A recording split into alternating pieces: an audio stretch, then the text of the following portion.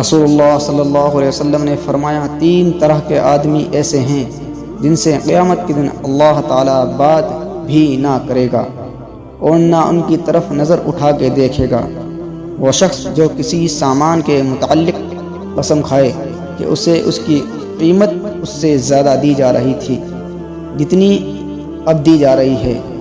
حالانکہ وہ جھوٹا ہے۔ وہ شخص جس نے جھوٹی قسم عصر کے بعد اس لیے کھائی کہ اس کے ذریعے ایک مسلمان کے مال کو ہضم کر جائے۔ وہ شخص جو اپنے ضرورت سے بچے پانی سے کسی کو روکے، اللہ تعالیٰ فرمائے گا کہ آج میں اپنا فضل اسی طرح تمہیں نہیں دوں گا جس طرح تم نے ایک ایسی چیز کے فالتو حصے کو نہیں دیا تھا جسے خود تمہارے ہاتھوں